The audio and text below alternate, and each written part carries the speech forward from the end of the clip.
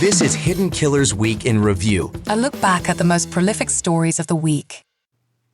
This is Hidden Killers with Tony Brueski. Lori Vallow Daybell isn't just standing trial, she's taking center stage at her own defense as her own defense attorney in a case where she's accused of conspiring to kill her husband. Now, most of us can barely get through a tax return without asking for help, and here she is prepping cross-examination in shackles. Behind the theatrics is a far more unsettling question. How does someone go from soccer mom to a self-declared prophet to murder defendant and attorney and still seem absolutely convinced that she is the hero of the story? Siobhan Scott, psychotherapist and author, joining us. Siobhan, when you look at someone like Lori Vallow, whose belief system has led to multiple deaths and who shows no remorse, are willing to... Are we taking, or are we talking about delusion here, a personality disorder, or something even more complex when we're looking at the case of Lori Vallow? Fortunately, we don't see a whole lot like her, which is a really good thing because she's a very dangerous combination of someone with a very severe religious delusional disorder. She's grandiose, and she also has a severe personality disorder that preceded the delusional disorder. So she's considered to be narcissistic. She's manipulative, she's histrionic, she loves attention, and she thinks she's the prophetess from God. And when she hooked up with the cult leader, Chad Daybell, we know what happened. Very, very dangerous people. There's a lot of people who still believe that she is just really extremely manipulative and will do whatever she needs to get her way. Obviously, that is part of her makeup. That seems to be what she's, doing. And we saw it in the Dateline interview. We've seen it when she's talked to her son, Colby Ryan, always trying to get people to believe their perspective or her perspective on everything, or her narrative of the story that's changed 50 times. Is that just delusion, or is delusion more so just kind of a symptom of the bigger problem here? And is she even aware of the manipulation in combination with the delusion? Is it the manipulation? Is that's just life for Lori? Yeah, I think the manipulation is something that just comes natural to her. She certainly used her beauty throughout the course of her life since she was a young girl to get her way. She has the ability to make people feel special. She can be very warm. She can be funny. So she's highly manipulative, but she's also delusional, and that makes her crazy and dangerous. With her and Chad, was that an example of the shared psychosis where the two are believing these sort of things? Or and with shared psychosis, do both have to be on the same level of being a psychopath at that moment in time? Yeah. Can one be way up here and one be like, I'm doing some pretty kind of there, but can also get off that scale and then not be there anymore while the other still rides it high? Yeah. The psychosis is shared, which is another thing that's really rare. But when these two met each other, it was sort of like, propane and a match, and they just both really amplified. And it's possible to look at psychosis on a continuum, and you can say that some people are a little psychotic some of the time, and some of the people are a lot psychotic most of the time. And I think with Lori, extreme psychosis, she fully believes everything that she says. I mean, that is her reality, and I don't think she can be talked out of it. I do wonder about Chad. Not having met him, I can't say for sure, but he seems to me at times to believe his own BS, but perhaps to have a little bit more grounding in reality. At least he knows when to shut up about it, and Lori doesn't. Why are people like Lori, why is she so good at manipulating others? Or why was she so good at manipulating others?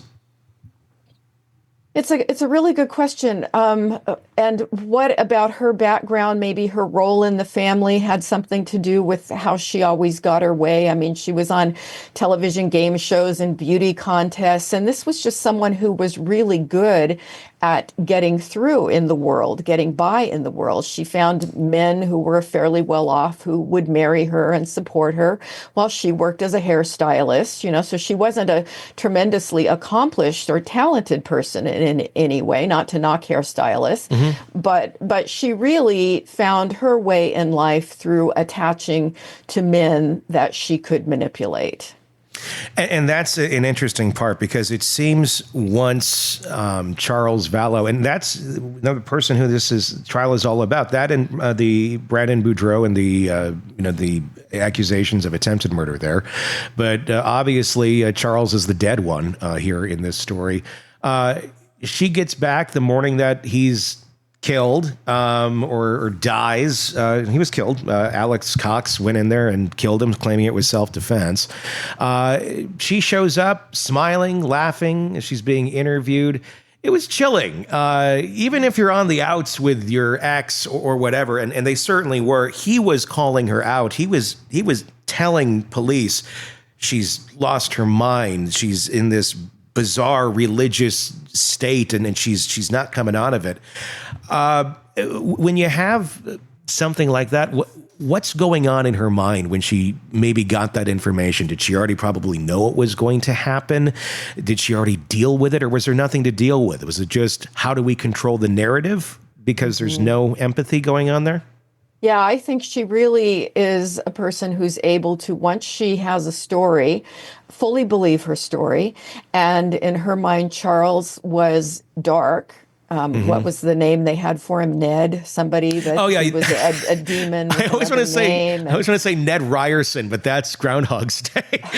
But it's Ned something, yes. Ned something, yeah. And Ned needed to die, and she was able to witness all this, and that complete disconnection from having any kind of empathic response to this man that you raised your kids with, right? And then go on and talk with the law enforcement officers in a way that was completely charming, you could say beguiling, with able to paint herself as a victim and be convincing about it. How does someone like Lori or anyone who suddenly has this idea that someone is a dark spirit? We started to kind of see that over with Ruby Frankie. Thank God those kids were rescued. But what goes on in one's mind to be, pretzeled in such a way that they can believe another person is a demon or they're dark or they need to die? Is that a suggestion from someone? Is that a delusion where they're in their religious, whatever fervor, and they're praying and having a conversation with God or whatever, and that comes to them through a vision? Is it a combination?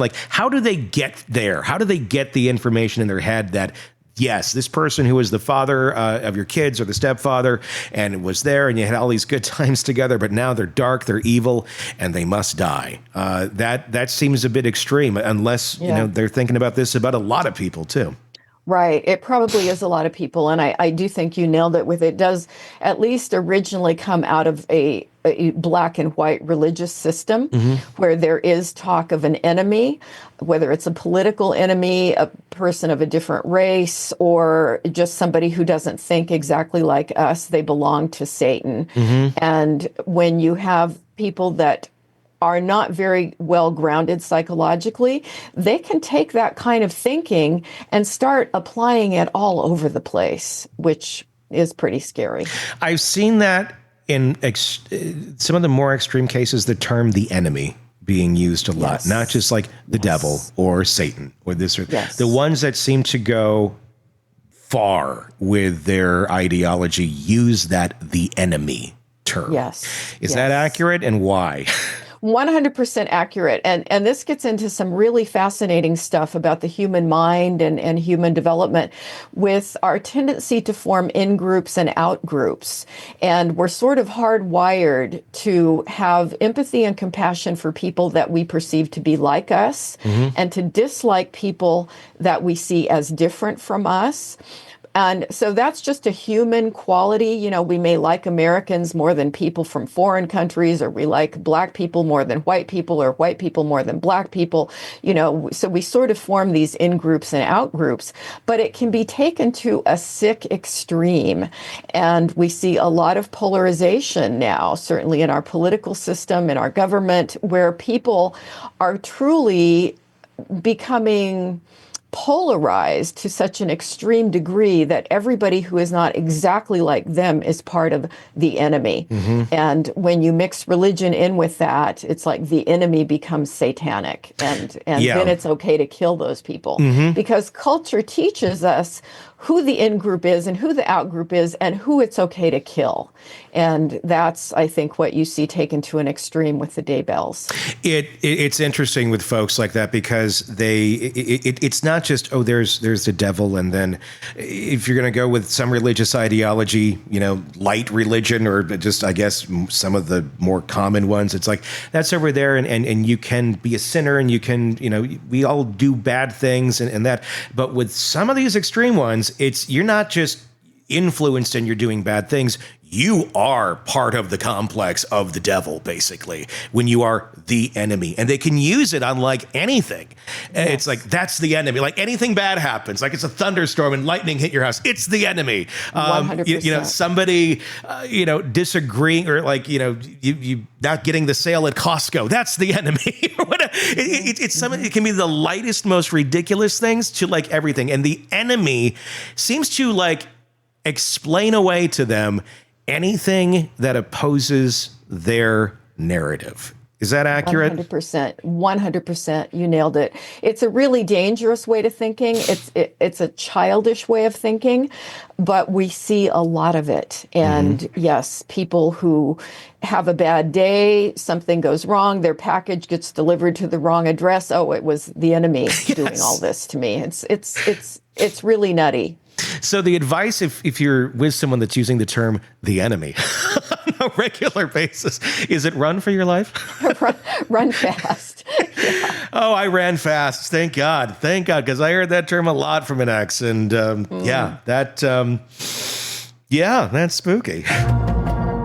Craving non-stop true crime updates? Press subscribe now and get the latest cases, analysis, and expert commentary delivered straight to your feed.